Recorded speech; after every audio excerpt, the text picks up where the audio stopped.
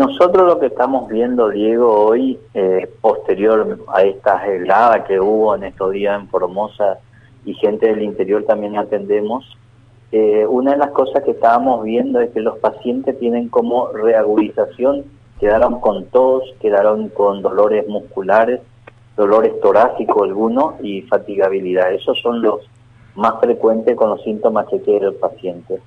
Y con la mayoría de los que nos consultó, ayer también hicimos un rato consultorio y hoy, nos están comentando de que, por ejemplo, tenían tos y la tos se exacerbó. Aquellos pacientes que tenían falta de aire, aumentaron la falta de aire con este tema del frío.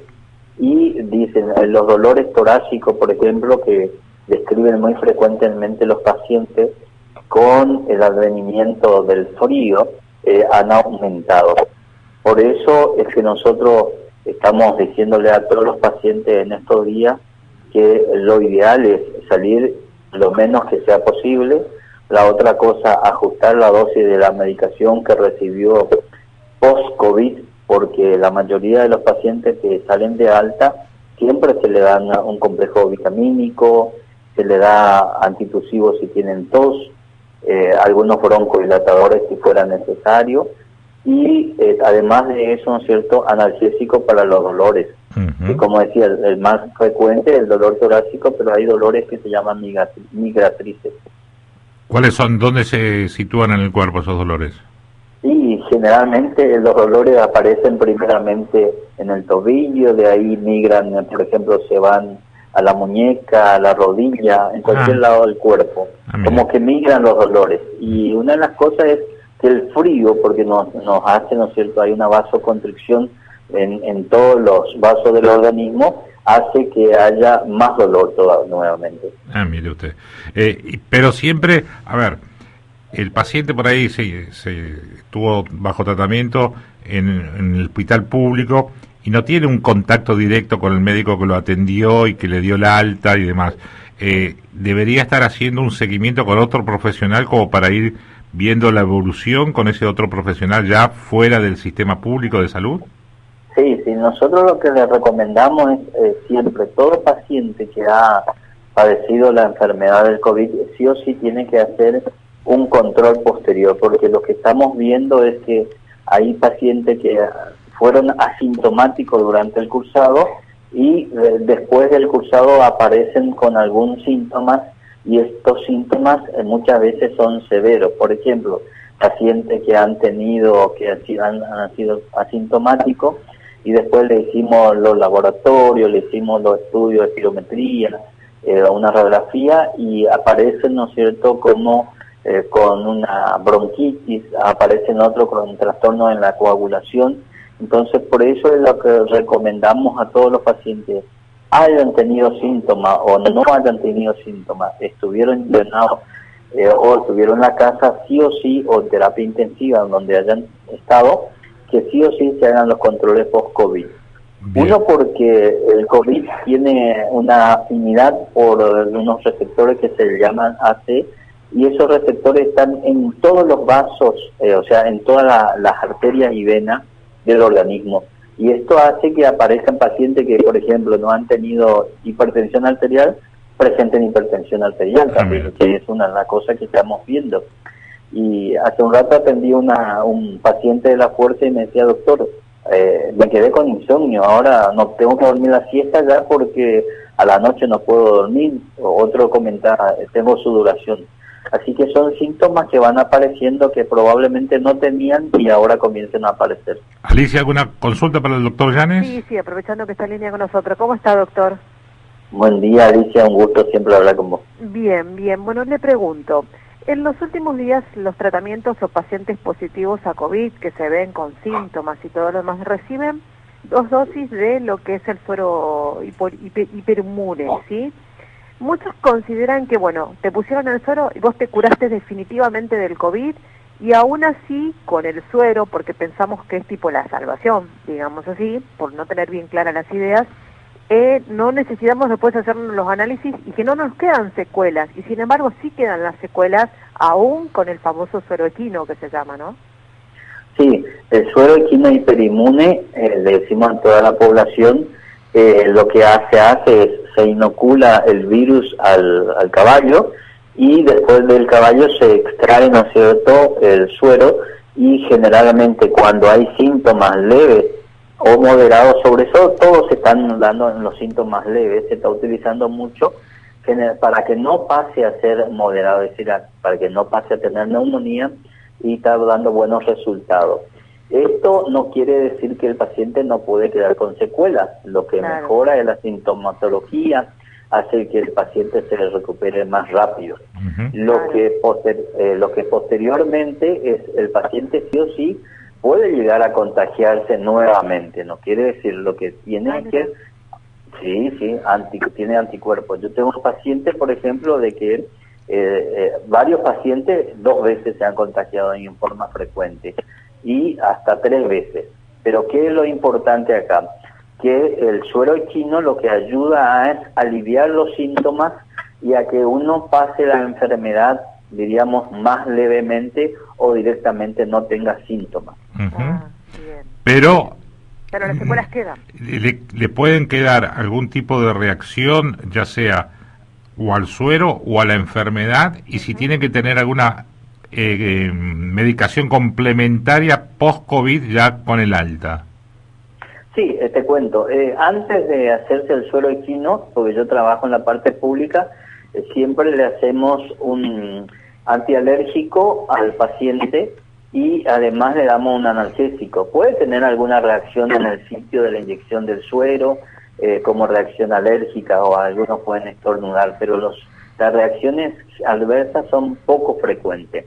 Posterior al suero generalmente no hay prácticamente reacción, excepto por ahí algún estornudo, algún malestar, pero es increíble, vos le vas a hacer el suero ahora a la mañana y para la tarde el paciente cambió totalmente, es otro tipo de paciente. Mire usted. Por el tema de los anticuerpos que se le inyectan, y eso neutraliza el virus que está, hablando mal y pronto, dando vuelta por todo el organismo. Pero dado de alta ese paciente, ya recuperado y pasó la enfermedad, y que recibió ese tratamiento, ¿necesita alguna medicación complementaria que refuerce su sistema inmunológico? No, a todos los pacientes nosotros le damos sí o sí complejos vitamínicos, porque generalmente el COVID lo que hace afecta a toda la economía del cuerpo. Entonces, muchas veces algunos pacientes tienen alteración en algún tipo de vitamina, o también le damos aspirina si fuera necesario, porque, como te decía, puede causar como microtrombos en cualquier parte del organismo, entonces le damos eso, y si fuera eso es necesario, le reforzamos con analgésicos, broncodilatadores o corticoides inhalados. Doctor Llanes, se está vacunando contra la gripe y contra la neumonía. ¿Sigue vigente esa necesidad de esperar 3 meses después de tener el alta por el COVID para vacunarse contra la neumonía o con el tema antigripal? Sí, eso es una sugerencia del Ministerio de Salud de Nación, de razón epidemiológica, porque lo que sobre todo en relación con las vacunas anti-COVID. Ahora, yo en este momento no sé si es que están vacunando ya los pacientes que han tenido COVID, no tengo la certeza con neumonía, para la neumonía o para la gripe. Lo que sí le decimos a todos los pacientes, que si hay pacientes que tienen factores de riesgo, es decir, insuficiencia cardíaca, diabetes, tienen inmunosupresión, sí o sí te tienen que vacunar en algún momento. Bien. También ¿quiénes se debe vacunar o sugieren ustedes que se vacune contra la gripe o la neumonía? Por ejemplo, alguien que tiene 18 años, que no tuvo COVID, pero es joven, está con todos los bríos, ¿es aconsejable, es contraproducente vacunarlo contra la neumonía? Todo paciente que tenga, hay algunos pacientes que son jóvenes y tienen alguna enfermedad, por ejemplo, de los pacientes que yo tengo, Algunos pacientes que tienen, por ejemplo, asma bronquial severa, hay que vacunarlos. Pacientes que tienen lo que se llama, hay una enfermedad que se llama que se tiene enfisema por déficit de alfa-1 antitripsina, hay que vacunarlos. Pacientes que tienen alteraciones en algunos de las inmunoglobulinas, hay que vacunarlos. Después, pacientes que están en diálisis y que son jóvenes, vacunación. Pacientes oncológicos jóvenes también, hay pacientes jóvenes y eso hay que vacunarlos contra la gripe y contra la neumonía. Y si no tiene esos cuadros clínicos, ¿es joven, está sano, está bien? No es necesario porque no. Está bien. Es contraproducente. Es contraproducente. Ah, mire usted. Sí. Ah, mire. Acá me está preguntando justamente una tía sobre su sobrino y me pregunta si es aconsejable a un chico de 18 años vacunarlo contra la gripe o la neumonía. No. Y no tiene ningún problema de salud, pero no es conveniente. No es conveniente. Alicia, ¿alguna consulta más para el doctor Llanes antes de ir despidiéndolo? No. Claramente está que entonces todos aquellos pacientes todos los que han sido positivos a COVID, sí o sí, hacerse los chequeos médicos porque las secuelas quedan. ¿Puede que te queden secuelas también como malestar estomacal? Sí, hay trastornos a nivel digestivo. Una de las cosas que tienen es el tema de como el paciente, lo que describe el paciente es como que me siento que la comida no me cae bien. Por ahí otro paciente, lo que estamos viendo y que no veíamos tanto, los trastornos así digestivos, y además de los trastornos digestivos, por ahí te recibe como que amatraganto, como estuvo, adelgazó, generalmente quiere comer rápido, quiere comer de más. Claro. Y también en el cambio del ritmo de las deposiciones, de ir del cuerpo. Doctor, le pregunto por último de mi parte, si existió una filtración en los pulmones por COVID, que por lo general cuando te hacen una placa te dice que tenés una filtración, ¿eso se cura o quedan secuelas? Sí, lo que siempre en el tema del COVID, nosotros vimos más de 800 pacientes ya con radiografía, con todos los estudios, y lo que vemos es que eso lleva un tiempo en la curación. Más o menos eso va a desaparecer, depende del tipo de afectación. La neumonía bilateral tarda en curar después de salir el paciente de 11 más o menos a 21 días. Pero hay que ir siguiendo el paciente, porque muchos pacientes lo que hacen es que salen y después ya quieren hacer alguna actividad física. No, hay que hacerle los estudios, porque nosotros... no hay que largarse a hacer... Salgo a caminar, ya estoy bien, No, te cuento, nosotros trabajamos acá con cardiólogos, psicólogos, nutricionistas, médicos clínicos, y lo que vimos es que pacientes que no tuvieron síntomas, el cardiólogo le hizo un ecocardiograma y vio que tenía, por ejemplo, lo que se llama una pericarditis. Lo que más o menos nos gusta el fútbol es lo que tuvo Cardona, lo que tuvo Lucas Barrio, el formoseño que juega al fútbol también, y son pacientes que aparentemente no tenían nada. Entonces, todo paciente que ha tenido la enfermedad, sí o sí hay que controlarse antes de comenzar a hacer actividad física. ¿Por qué? Porque por ahí nosotros tenemos alguna alteración y que no se manifiesta, y cuando le hacemos los estudios lo descubrimos. Mire usted, que por ahí el paciente estaba bien, se recuperó, fuma bárbaro, o sea, anda bárbaro y se larga a hacer actividad física. Dice, me voy a salir a caminar, y se camina 3-4 kilómetros y está bárbaro. Dice, como que se autoevalúa, claro, esforzándose, y dice, responde bien mi cuerpo, estoy bárbaro. No hay que hacer eso.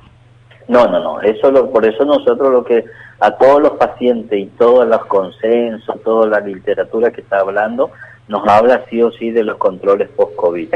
Yo ahora en estos días participo en un congreso virtual de la Sociedad Europea de Medicina Europea, sí. Y uno de los trabajos que se está presentando es los estudios post-COVID.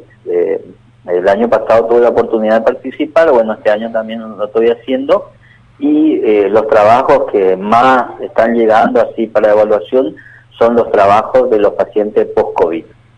Bien, bien, bien. Así que bueno, ahí está entonces el Centro Cardiopulmonar Formosa, que tienen todo un equipo interdisciplinario para estos seguimientos de los pacientes post-COVID, que son cada vez más. ¿No es así, doctor? Sí. Estaba viendo las estadísticas, por suerte han salido adelante de la enfermedad mucha gente en Formosa, pero eso implica también ahora entrar en un nivel de control que deberán hacerse la gente para evitar problemas futuros.